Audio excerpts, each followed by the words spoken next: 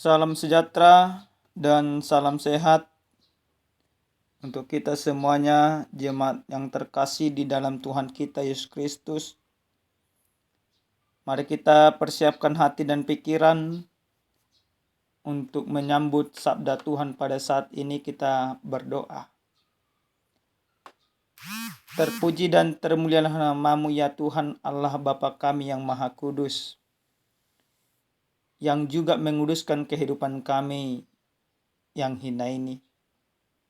Saat ini Tuhan, kami akan mendengarkan kebenaran firman Tuhan. Biarlah kiranya Roh Kudus-Mu menaungi kami sehingga kami mengerti firman-Mu. Dalam nama Yesus kami berdoa. Amin. Jemaat yang terkasih di dalam Tuhan kita Yesus Kristus, sabda Tuhan yang menyapa kita pada saat ini tertulis dalam kitab Yesaya pasal 6 ayat 1 sampai dengan ayat yang ke-8. Mari kita baca demikian firman Tuhan. Dalam tahun matinya Raja Uzia, aku melihat Tuhan duduk di atas tahta yang tinggi dan menjulang, dan ujung jubahnya memenuhi bait suci. Para serafim berdiri di sebelah atasnya, masing-masing mempunyai 6 sayap.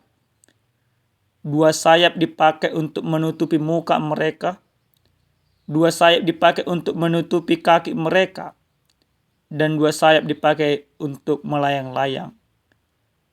Dan mereka berseru seorang kepada seorang, katanya, Kudus, Kudus, Kuduslah Tuhan semesta alam, seluruh bumi penuh kemuliaan-Nya. Maka bergoyanglah alas ambang pintu disebabkan suara orang yang berseru itu, dan rumah itu pun penuhlah dengan asap. Lalu kataku, celakalah aku binasa sebab aku ini seorang yang najis bibir, dan aku tinggal di tengah bangsa yang najis bibir. Namun mataku telah melihat Sang Raja, yakni Tuhan semesta alam. Tetapi seorang daripada serafim itu terbang mendapatkan aku. Di tangannya ada bara yang diambilnya dengan sepit dari atas mezbah. Ia menyentuhkannya kepada mulutku serta berkata, Lihat, ini telah menyentuh bibirmu, maka kesalahanmu telah dihapus dan dosamu telah diampuni. Lalu aku mendengar suara Tuhan berkata, Siapakah yang akan kuutus, dan siapakah yang mau pergi untuk aku?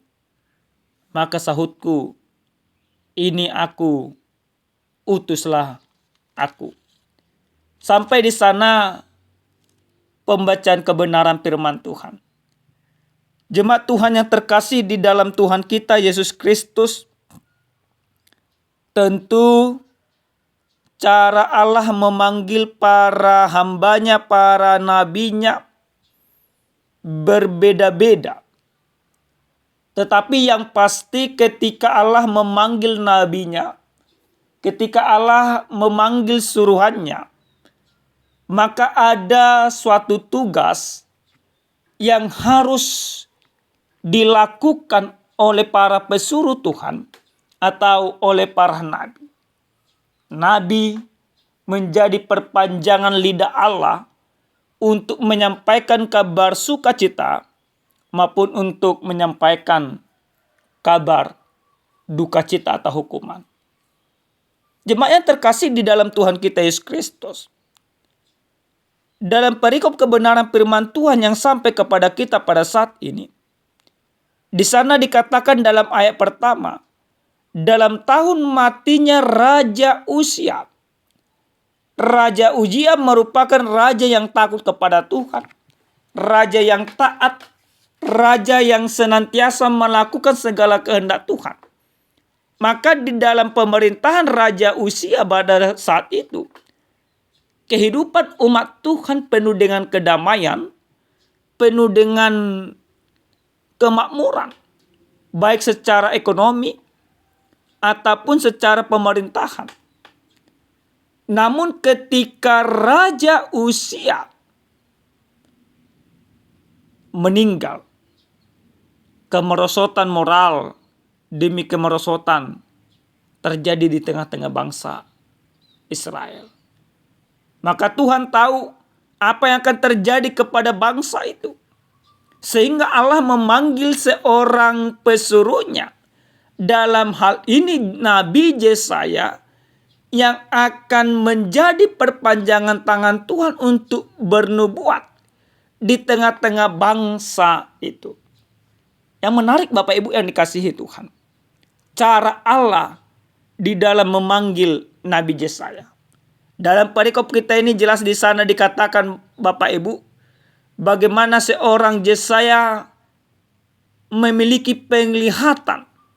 Dia melihat malaikat serafim berdiri di mesbah yang mempunyai 6 sayap. 2 sayapnya menutupi matanya, 2 sayapnya menutupi kakinya, dan 2 sayapnya dikatakan untuk terbang. Kenapa para malaikat serafim itu menutupi mata sampai dengan kakinya? Karena mereka merasa bahwa mereka tidak layak untuk menghadap Allah secara langsung. Karena mereka tidak bisa bertatap muka dengan Allah. Karena Allah itu adalah Allah yang kudus. Malaikat serafim itu juga menyerukan, kudus, kuduslah Tuhan semesta alam, seluruh bumi penuh kemuliaannya. Maka ketika malaikat itu berseru mempermuliakan Tuhan, menguduskan nama Tuhan, dikatakan bergoyang tempat itu. Nah, pada saat itu malaikat serafim itu menjumpai seorang Yesaya. Di dalam kebenaran firman Tuhan Bapak Ibu yang sampai kepada kita. Dalam ayat yang kelima, di sana dikatakan, lalu kataku, celakalah aku. Aku binasa sebab aku ini seorang yang najis bibir. Dan aku tinggal di tengah-tengah bangsa yang najis bibir. Nah, mataku telah melihat sang raja. Yesaya dari ketidaksempurnaan, dari ketidakberdayaan, Tuhan memakai, Tuhan memanggil. Tuhan menjadikannya menjadi pesuruhnya di tengah-tengah bangsa yang najis bibir. Akan tetapi Bapak Ibu, sebelum Yesaya dipanggil dan dipakai oleh Tuhan sebagai alatnya, apa yang dilakukan oleh Allah melalui malaikat serafim di dalam perikop kita ini. Di dalam ayat ke-7 di sana dikatakan, ia menyentuhnya kepada mulutnya serta berkata, lihat ini telah menyentuh bibirmu. Artinya Allah terlebih dahulu menguduskan, menyucikan kehidupan daripada Yesaya dari segala keberdosaan. Maka ketika Allah memanggil para pesuruhnya, para nabinya, atau orang-orang perpanjangan tangannya, maka terlebih dahulu Allah memperlengkapinya. Hal ini juga bisa kita lihat dalam cara Yesus Kristus memanggil para muridnya. Selama Yesus ada di tengah-tengah dunia, dia mempersiapkan ke-12 murid, walaupun ada satu yang gagal, untuk menjadi alat kesaksian Yesus, memberitakan akan kebaikan Tuhan. Nah, Yesaya juga demikian di dalam perikop kita ini. Dia seorang yang najis bibir, atau orang yang tidak sempurna. Tetapi dengan bara Allah menguduskan, Allah menyucikan, Allah menyempurnakan manusia yang tidak sempurna, manusia yang hina itu, Yesaya itu, dari segala keberdosaannya. Maka apa yang terjadi ketika Yesaya sudah dikuduskan oleh Tuhan? Di dalam ayat yang ke-8 dalam perikop kita, di sana dikatakan, siapakah yang akan kuutus? Dan siapakah yang akan mau pergi untuk aku?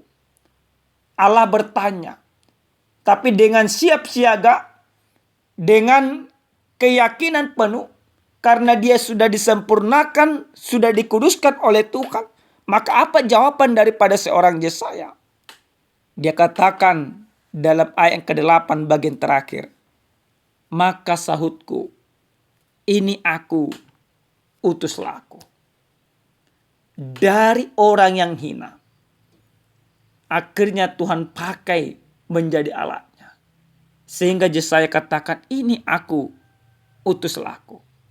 Bapak Ibu, yang dikasihi Tuhan kita Yesus Kristus, bagaimana kita merenungkan kebenaran firman Tuhan ini di dalam kehidupan kita? Tentu pengalaman kami selama menjadi pendeta melayani di tengah-tengah jemaat. Ketika kami ingin memilih para penatua untuk membantu pelayan Tuhan melayani di tengah-tengah jemaatnya, ada banyak para penatua menolak, menganggap tidak layak lah, menganggap tidak pantas dan lain sebagainya, menganggap manusia yang berdosa dan lain sebagainya. Tetapi lewat kebenaran firman Tuhan ini kita mau diingatkan kembali tentang hal itu, bahwa sesungguhnya Allah memakai orang-orang yang penuh dengan dosa itu, Allah kuduskan, Allah ampuni, Allah sucikan untuk menjadi alatnya. Maka kita semuanya, pendeta atau semua orang yang percaya sesungguhnya dipanggil. Tuhan memanggil kita sekarang, siapa yang akan kuutus untuk mengubah dunia yang penuh dengan kekacauan ini? Siapakah yang akan Tuhan utus untuk memberitakan tahun rahmat Tuhan? Maka setiap orang yang percaya harus mengatakan di dalam kehidupannya, ini aku, utuslah aku. Kita dipanggil oleh Tuhan. Di dalam Yesus Kristus kita sudah dikuduskan. Di dalam Yesus Kristus kita sudah diampuni. Di dalam Yesus Kristus kita sudah diselamatkan. Maka ketika kita sudah dikuduskan dari segala keberdosaan kita, Bapak Ibu, kita harus siap menjadi alat perpanjangan tangan Tuhan di tengah-tengah kehidupan. Kita harus katakan masing-masing, ini aku, utuslah aku. Maka saat ini Bapak Ibu, kita diutus untuk tetap melayani Tuhan di tengah-tengah kehidupan kita. Sebagai seorang suami, engkau diutus untuk menjadi teladan di tengah-tengah rumah tanggamu. Sebagai seorang istri, engkau diutus untuk memberikan kesejukan, kasih, damai sejahtera di tengah-tengah rumah tanggamu. Sebagai seorang pekerja, engkau diutus untuk melakukan pekerjaan-pekerjaan yang benar di dalam kehidupanmu. Pengutusan Tuhan bagi setiap orang yang percaya harus kita buktikan di dalam setiap perbuatan kita setiap saat. Yang kedua, Bapak Ibu yang dikasihi Tuhan, dalam kebenaran firman Tuhan ini kita mau diingatkan bagaimana orang-orang yang diutus oleh Tuhan itu terlebih dahulu mempermuliakan Tuhan. Allah yang kudus, Allah yang penuh dengan keadilan, Allah yang penuh dengan kasih, telah mengutus kita, maka kita harus mempermuliakan Tuhan, menguduskan Tuhan di dalam kehidupan kita. Jangan lagi orang-orang percaya di dalam kehidupannya senantiasa melakukan dosa. Bapak Ibu, ada cerita terakhir dari kebenaran firman Tuhan ini. Ada seorang misionaris berkebangsaan Swedia, namanya Erik Lang. Dia merasa dipanggil oleh Tuhan untuk pergi ke Spanyol.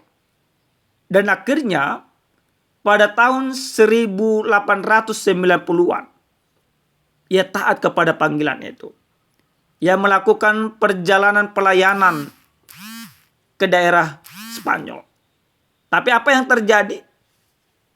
Sesampainya dia di sana, dia tidak banyak melakukan pertobatan bagi banyak orang.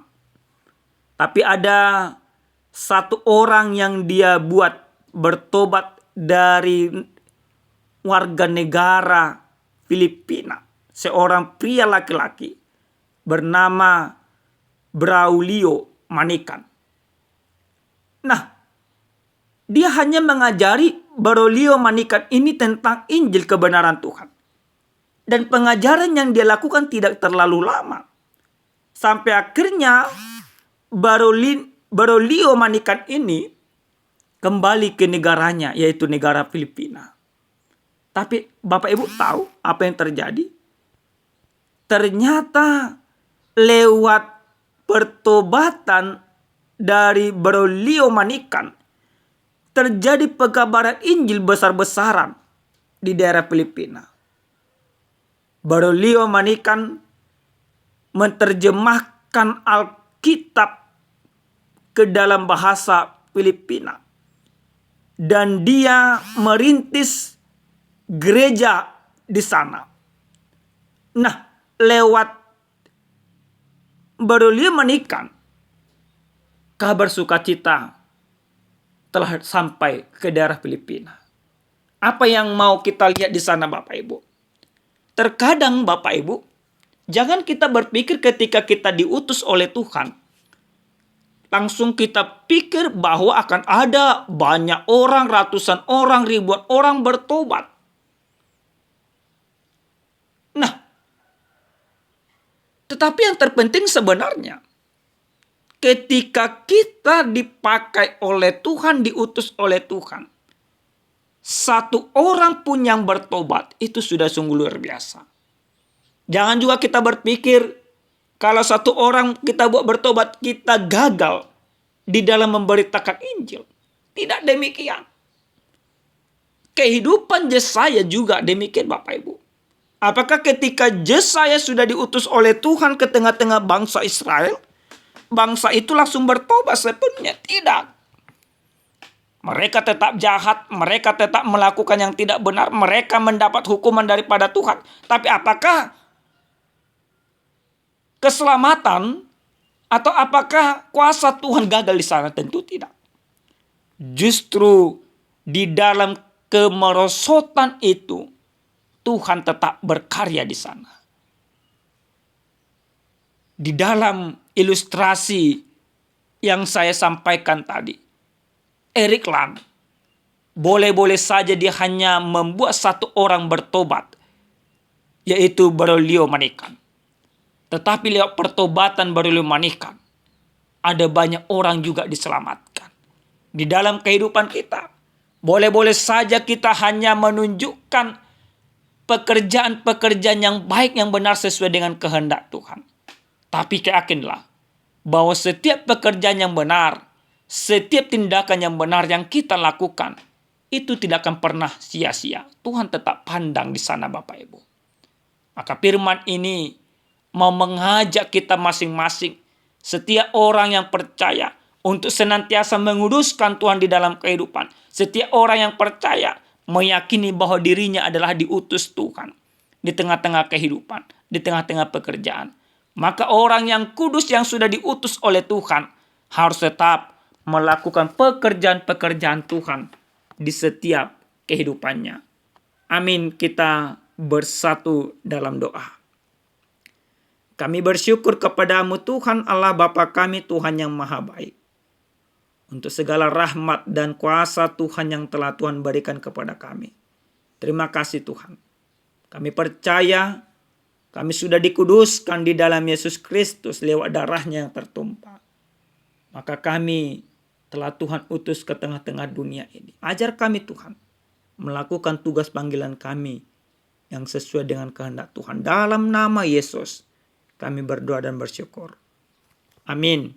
Shalom Bapak Ibu, Tuhan Yesus memberkati.